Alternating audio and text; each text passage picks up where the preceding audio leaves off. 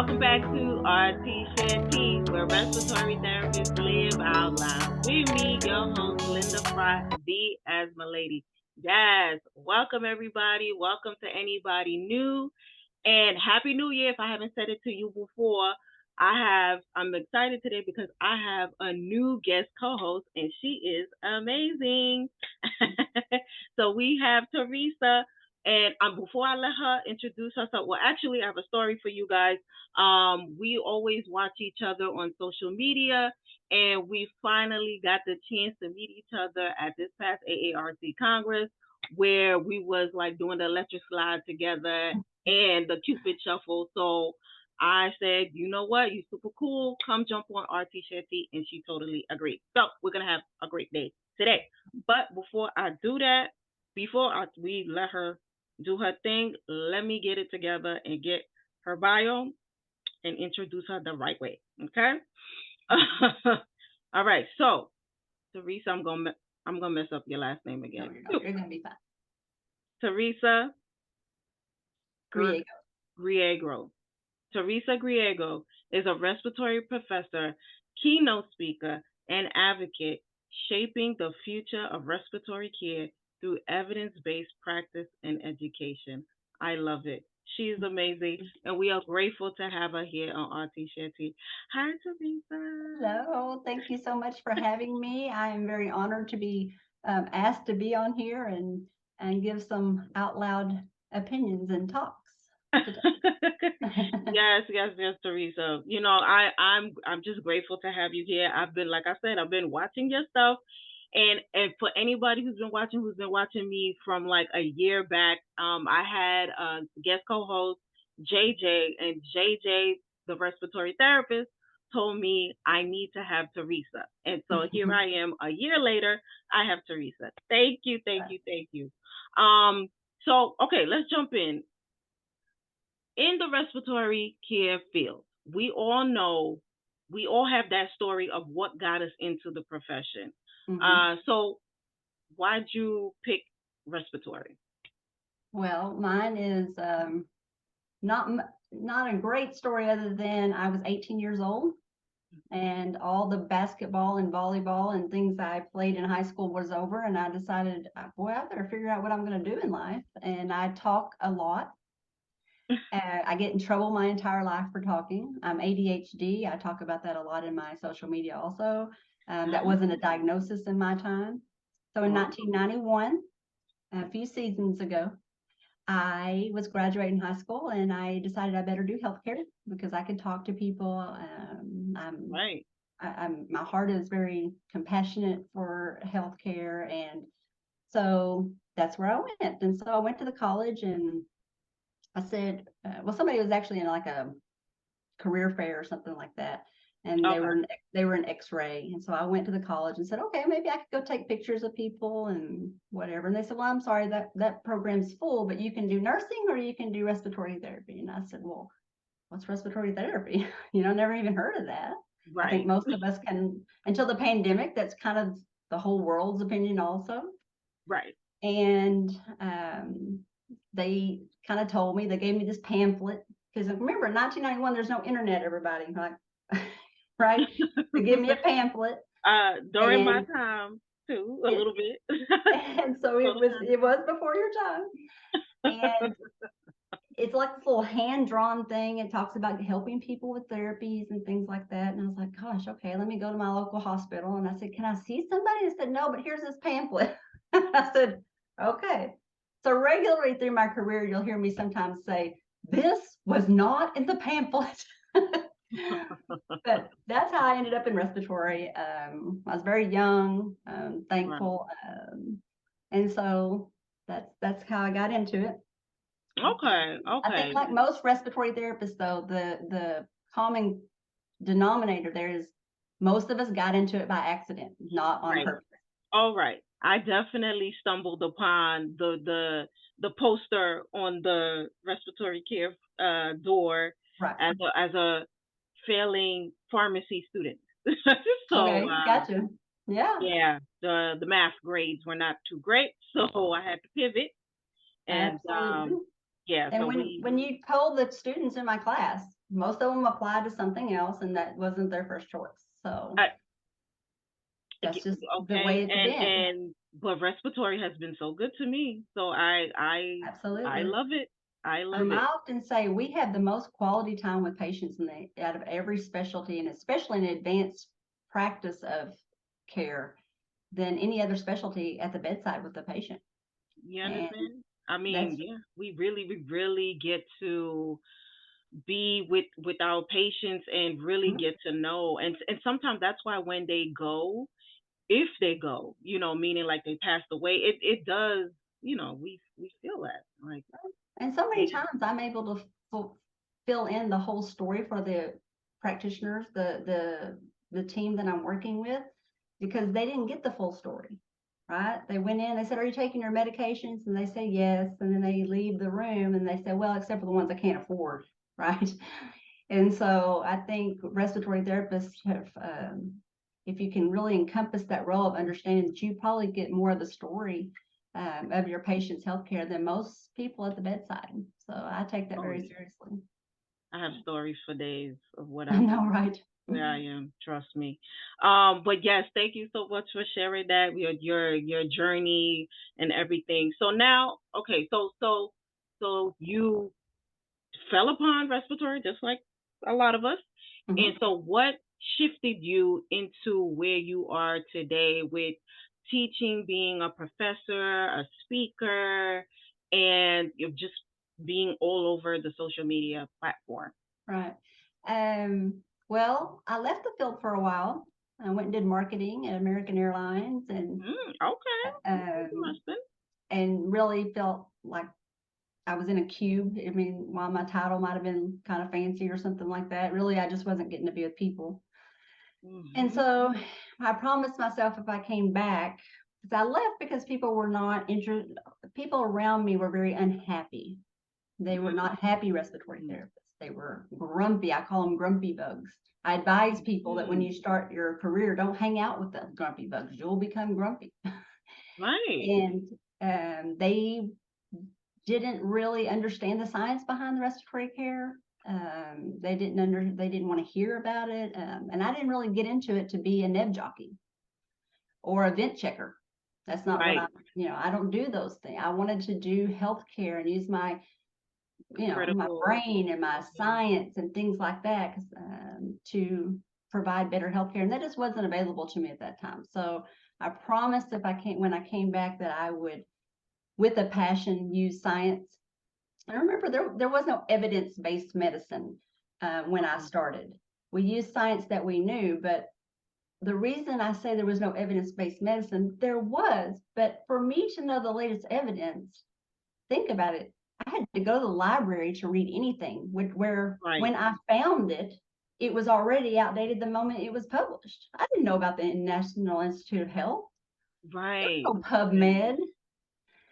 And so when I came back, I'm just like constantly like a kid in the candy store, like, oh my God, did you see this last evidence or did this, that, and the other? Why are we still doing these therapies that have no evidence for them? And people Hmm. still to this Because that's day, what we knew. they say, well, it's what we've always done, which, Right. woo, the reason all of us are on these platforms is that has got to come to an end. You Right. wouldn't be on here if people would finally stop doing what they've always been doing. Right. You mentioned in your last podcast about you started it because you weren't being invited to the table to Yeah. speak on your expertise, Yep. your field of expertise. And I say many times I was at the table and I was just being ignored or worse, made fun of. The lung nerd, there she goes again. She's so extra.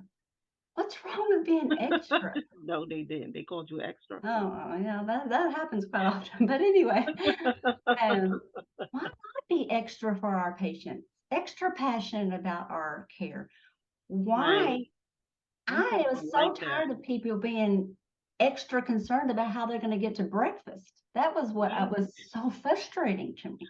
Right. Oh, And we're the same person. I was that therapist that went to every rapid response, every trauma call. I worked at a level 1 trauma center as my first job, and they were just like, and they didn't even need me.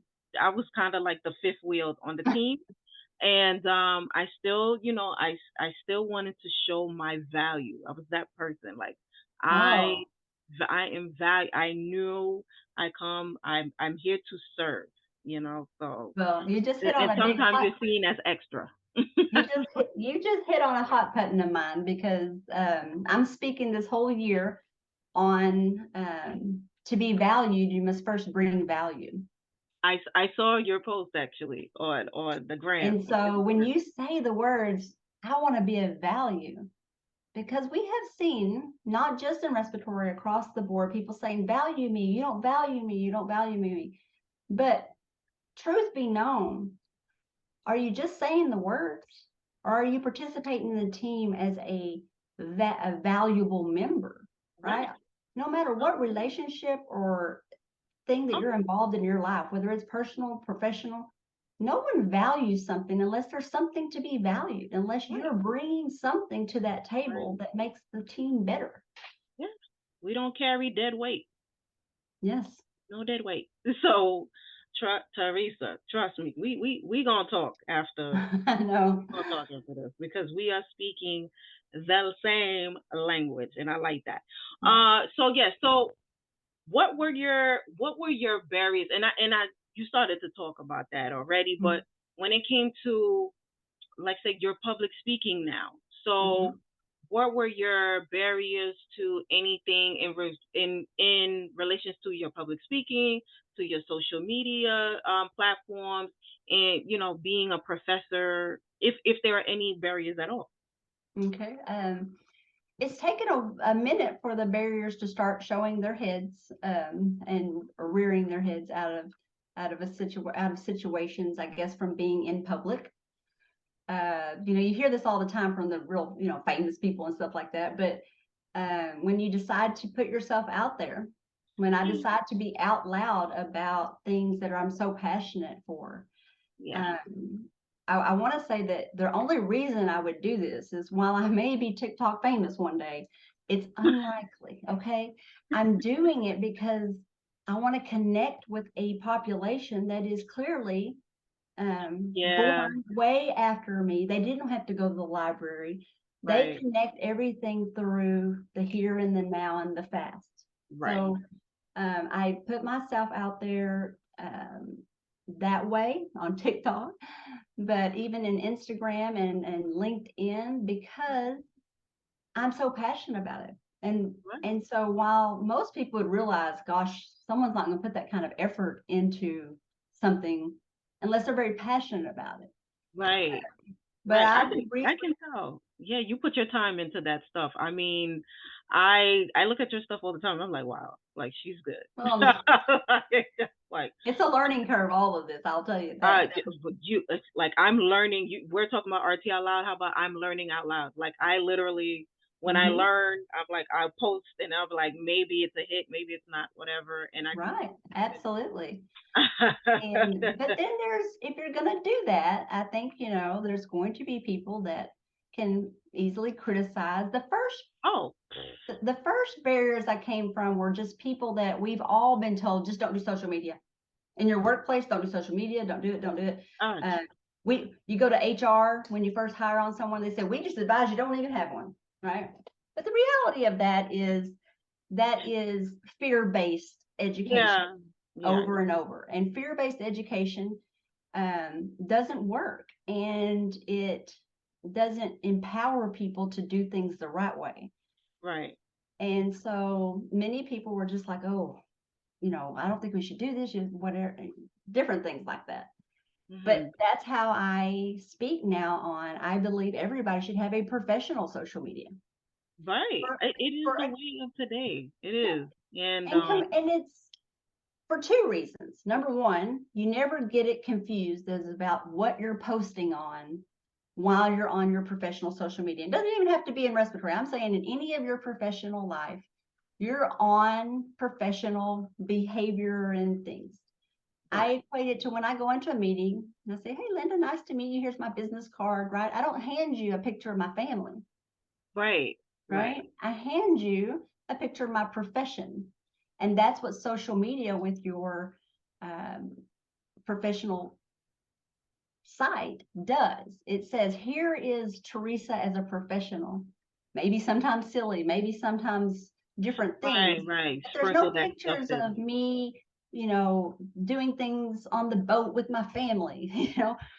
While that's great, it doesn't speak to my professional goals.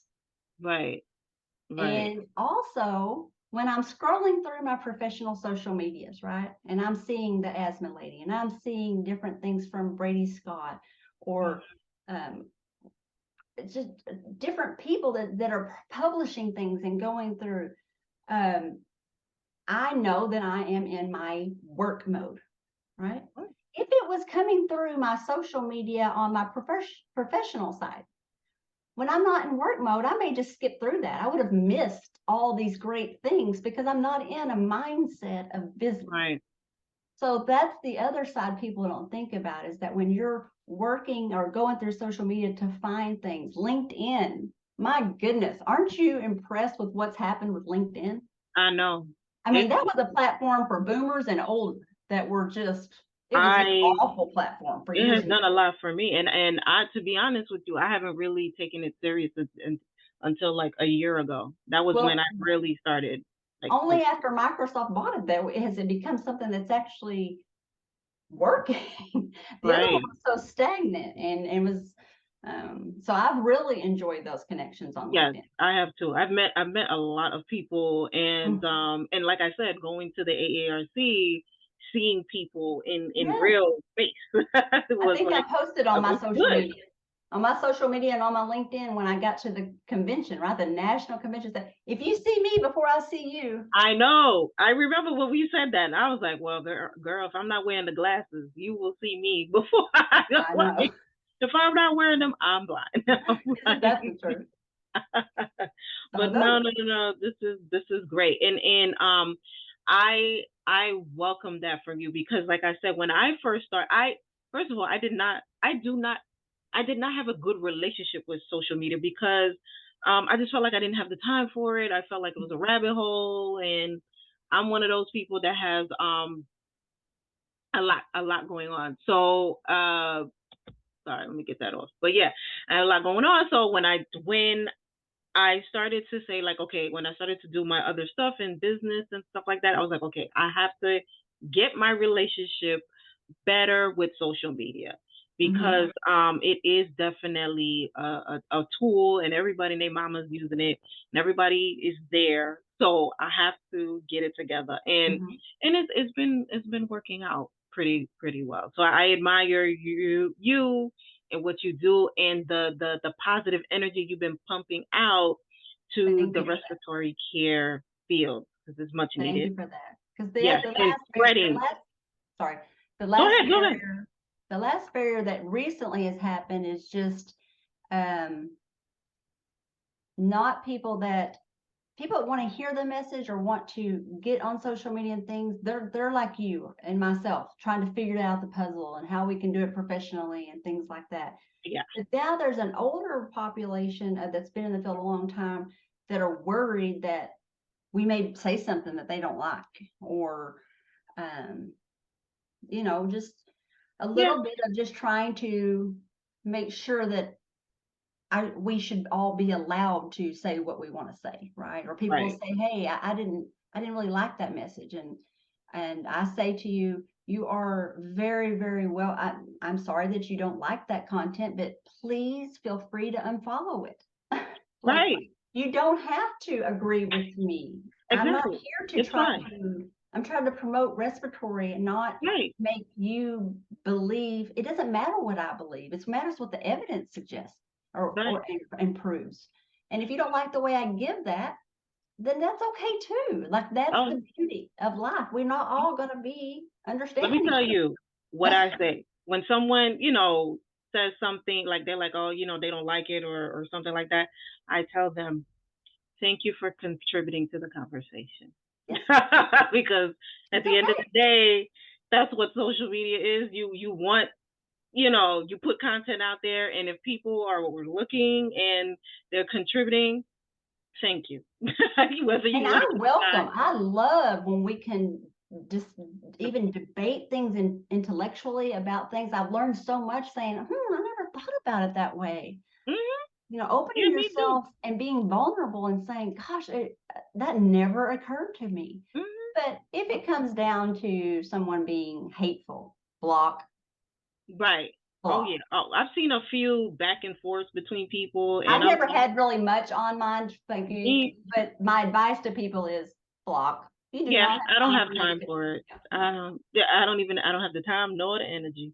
mm-mm, for sure. so, so yes. Okay, Teresa. Thank you for sharing the barriers. So, Mhm. so what advice would you give to anybody that wants to start out doing something new in the respiratory care field, and they want to be out loud on social media? Like what tips or what important tips that you can give?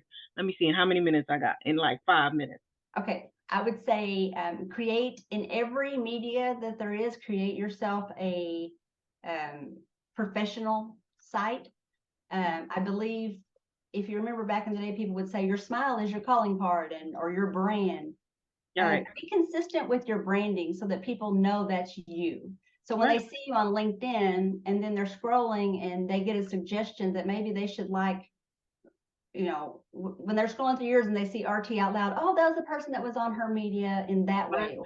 So they'll see you consistently, and it doesn't always have to be a big brand. It could just be your name. Mm-hmm. Always, always, always have a profile picture. People do not like doing business with people they can't see. Right. Like who's behind the right? That's And true. I believe that most people are very just shy and they probably just they're not sure about that. It brings a message of not trusting. I don't accept a friend request or any of those kinds of things from people that don't have a profile picture. Right. Right. They need to see the face. This is true.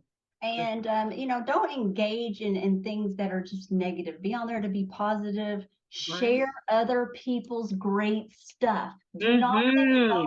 it's not a competition. Yes. It is all about You sharing uh, everybody's things. you hit it. You hit it. Sharing is caring. That's why I always say that when I see something I like or I see somebody that puts something out there and it makes sense, I share it. I'm like, yes, this is good, and it's not a competition. I tell No, no, everybody, no, it's no. nobody's competing. It's like we're all in it together. We all Absolutely. out here, and there's enough piece of the pie or whatever pie we all chasing. There's enough pieces for everybody to eat. There's Like so many, I I'm not don't sure get why it. anybody would think that, and I'm also not of an age group now that I have to deal with a lot of female competition or things that I did when I was younger in my career. And so for people that are in that right now, that's why social media on your professional platform is so important because I promise you, I never do social media with my colleagues. People are not always following you because they're your fan. That Keep it oh, professional. Teresa. I have a podcast of this. It was an old one of my first that was talking about how to deal with haters, Mhm. and it was literally stuff like that where people who are watching for a reason, Mhm. That's and but right. there's a way to deal with that and still continue to shine without a problem. Now, You all I know. care about is evidence-based medicine shining, seeing people coming into the field and not being surrounded by people that tell you, why'd you choose respiratory? Oh, that kills me. I've heard it so many times in my Oh my career. gosh. And I tell them, you go lead this industry better than I've ever seen it led. And I believe in those new RTs doing that. They're going to lead this field because they've been empowered to. It's crazy. It's crazy. People don't understand when you put that negative rest of I'm like, I understand the burnout and all, but you can't pump out negative energy and expect uh Positive to results. recruit new we're not making sense. But Yeah. Teresa, I appreciate you. This Thank you so is much. an amazing conversation, and I will definitely be talking to you and other times so we can continue the convo. And I would love to have you again in the future and whatnot, so we can keep these conversations going. So this is your chance. You can plug whatever you want, whatever you're doing. Where can we find you? And all that good stuff. I would say please follow me on RT Out Loud, Mhm.